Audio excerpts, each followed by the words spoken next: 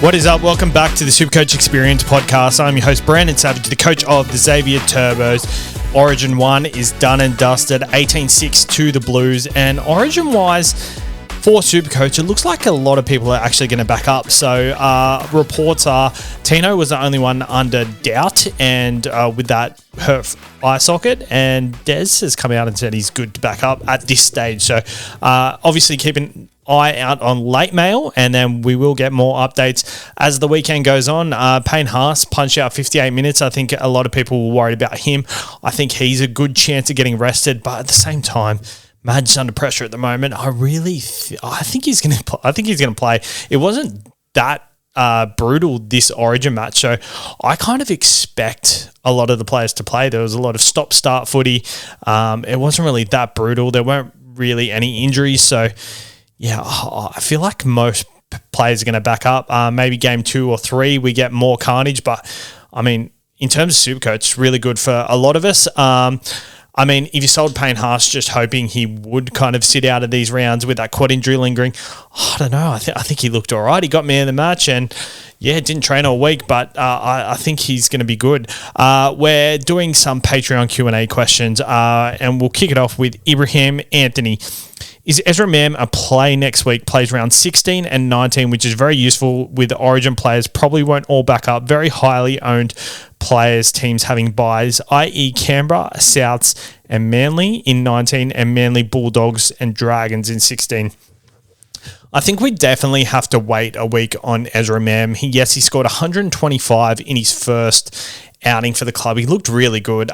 In reserve grade, he looked really good as well. But historically, he's only like a mid-50s SuperCoach kind of scorer. He never scored a ton before the weekend just gone. So I would wait and see how he goes this week. Does play Manly at Forbines Park. It's not a great matchup. It's not the worst matchup. So I think we will see where he is. If he's high involvement and still scores well, then I think the conversation is going to be there next week. But I wouldn't be pulling the trigger nice and early, because 494k is probably exactly where he's probably going to end up at the end of the season, just based on history. But who knows? He might be out with a point to prove. He might have trained extra hard in the off season. So I think we've definitely got to play our eyes up with this one and not look at history, but just wait another week just to make sure, because that first performance is out of the way. He's had a bye now. He's had a rest. So if he comes out and performs really well this week, then I think it's a conversation we're going to have. Ibrahim again, is Clint Gutherson a shout between now and round 19 as a pod play, assuming he goal kicks and the attack runs through him and Tui back in round 14, and also plays every game but round 16. I think we've got way too many fullbacks to choose from. If you haven't got Scott Drinkwater, James Tedesco, Ryan Pappenhausen, there's also Turbo in that mix as well. I don't think he can go him. I don't think he's going to kick goals. And at the same time, I just don't think he is. I think Flanagan will kick goals over the bye period.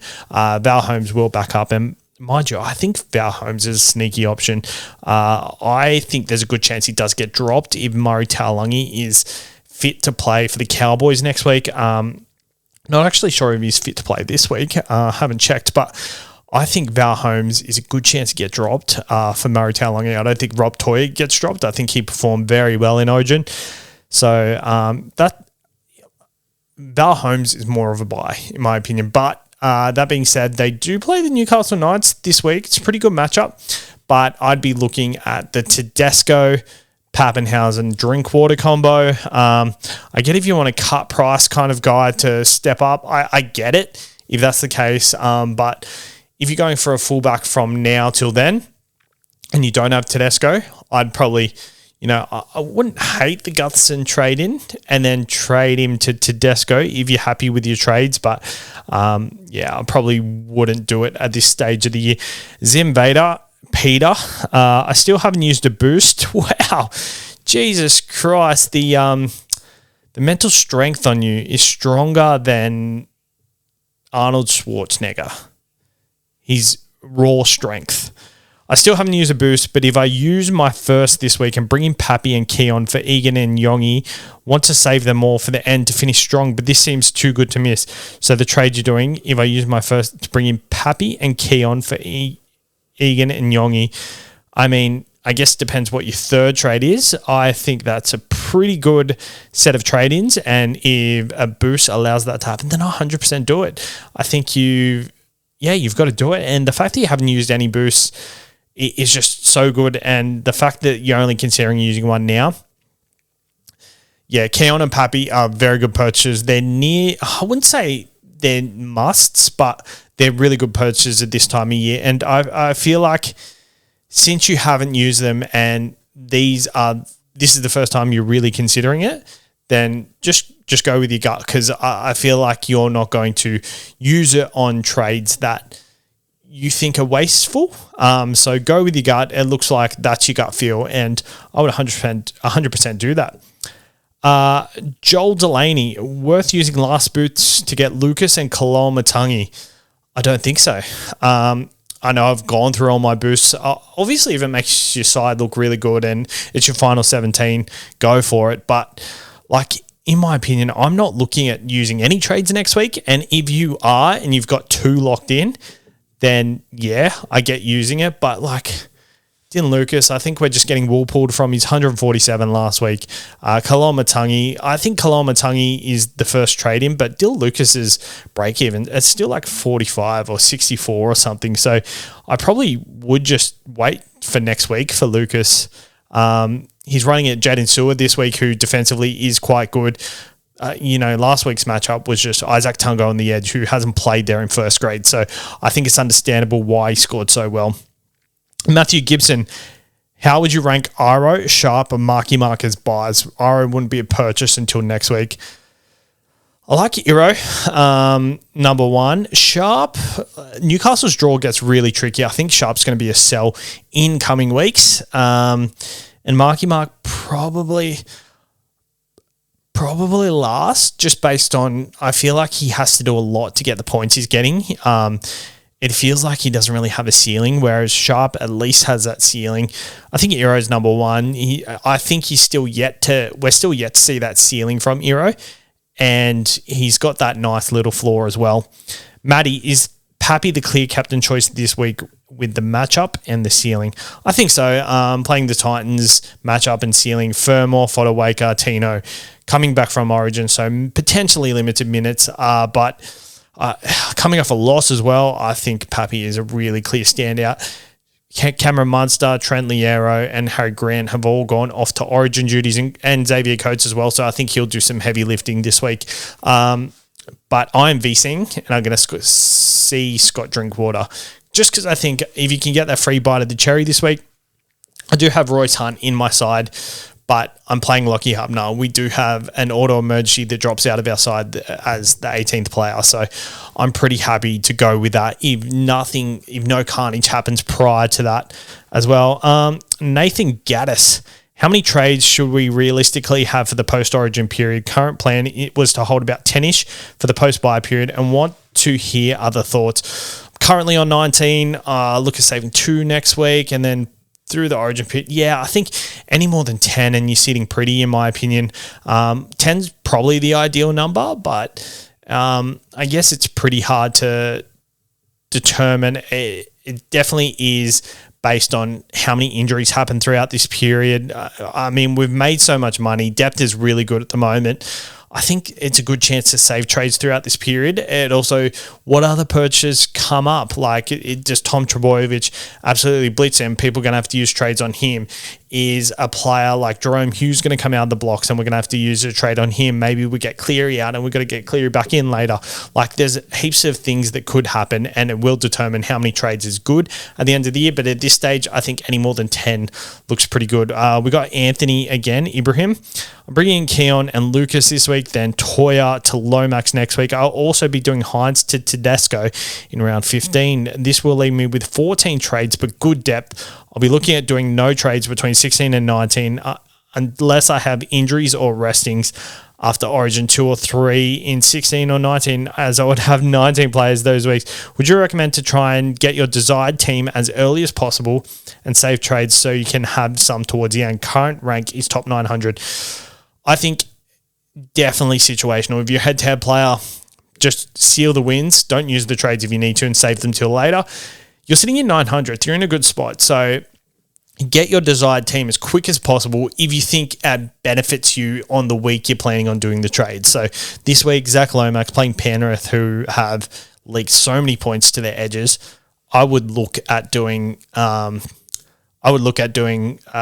getting in Lomax or something like that. So, or getting in a Holmes. Like, as long as you're good for the bye rounds, numbers wise, I wouldn't be prioritizing getting in more players for the bye rounds because I feel like we're not moving as quickly and as strongly throughout this period. But yeah, I think it's a really good move just to get your team as good as possible.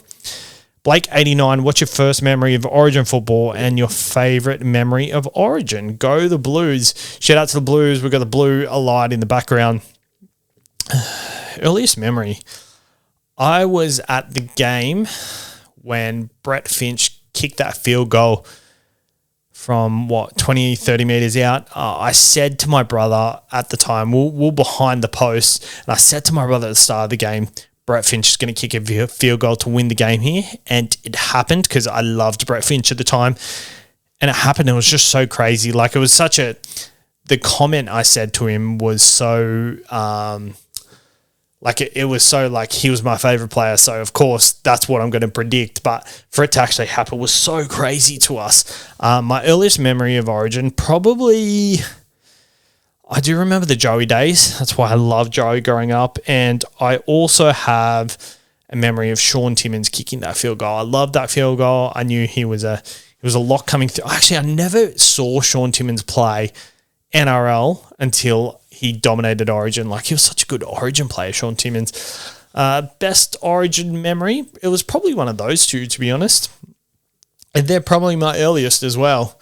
There's obviously the 2014 Jared Hayne one. I was actually in the Blue Cattle Dog Hotel watching game one there, and Jared Hayne absolutely carved up. It was one of the best experiences, and I said to myself, I've got to go to a pub every year to watch this because it's the best experience, and I never went to a pub since. I've pretty much just watched it at home every year just because I've always had work the next day. So that's just what I've done, I guess. Let's move over to the WhatsApp thread. Okay. Tuesday, Bear Garrick has big scores in him of late, but it's pretty ordinary. Is he a trader as Manly no longer goes his side? What are your thoughts on holding the likes of Garrick and Olakau'atu, who just aren't performing as well in comparison to other averaging players? I think Olakau'atu and Garrick are very Cherry Evans dependent. If Cherry Evans went down, I think we really could have the conversation, but Cherry Evans missed Origin last week, so they saw no ball on that left edge and still scored over 40 points each. And so Garrick, I think, end of season keeper, there's no doubt about it. He's goal kicking centre wing, still scored over 40 points with that score. Olakau'atu, I don't know if he's a final 17 player, but I think throughout this period he's a really good hold. I would hold Olakau'atu, and he's going to get those big scores. And I really think that throughout this period he's someone who is handy. Like, we're buying these Ewan Aitkins and stuff like that around this period. Ewan Aitken is nothing compared to what Olakau'atu is Supercoach-wise. So I wouldn't be looking to trade out Olakau'atu for Aitken, but it also is team dependent. Like, if you've got Tino, Lucas, Eli Katoa in your second rower, and then you've got like Koloamatangi, I kind of get it if he's like your second bench second rower already, but yeah, I wouldn't do it myself. He showed me his team. He's got Sandon and Riley at hooker, Haas, May, Tarpanay, Royce Hunt at front row, Hudson Young, Tino, Olakau'atu, Eli Katoa, Liam Henry, Lockie Hubner in the second row, Cleary, Hines halves, Munster, King Tonga in the halves, Lucas, Garrick, Tamale, Toya, Farnworth, Iro, Billy Smith, Drinkwater, Pappenhausen, Dylan Brown in the flex. Honestly, yeah, I get why you got Dylan Brown in the flex because King Tonga is there. I definitely look at selling Liam Henry. It also depends how much cash you've got. I'd sell Liam Henry. I'd probably go like a Tamale to a Kyle McCarthy. I think you've got decent depth in your centre wing at the moment. And then I'd go Liam Henry to Koloamatangi to fund that. So I think they're the trades I do for you this week to make sure you get Koloamatangi into your side this week, because I think he's probably one of the more better trade-ins this week. Gaz said, would you go Troll over Turbo? I think Troll's a pretty good purchase, to be honest. Not quite looking like the Troll of past. I think I just need to see more with him under Wayne Bennett. I think it will come, but maybe just not over this period. Which Origin players that won't back up? I think all of them back up at the moment, so we'll definitely wait and see there. And Gaz is hard to sell. I don't think he's a sell yet. I just wait and see how he goes this week. But I sold him last week.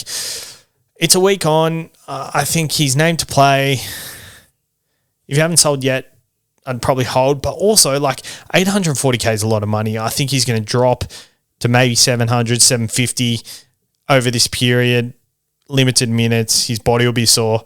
I think it's worth a trade to go down to like a Kolomatangi just to fund other trades, to have 150K in the bank. I think he's going to plateau to the level of all these other guys throughout this period. But at the same time, I think he's a keeper. So if you're up in the air about it, you're not sure, maybe hold him because he's not going to hurt you holding. But if you need it to fund other trades, I think go for it. We're going to try and call Timmy now and see how we go to end the show. No answer. All right. Thank you for tuning in this week. Good luck with your SuperCoach. Up the Blues. Hopefully we get a whitewash series.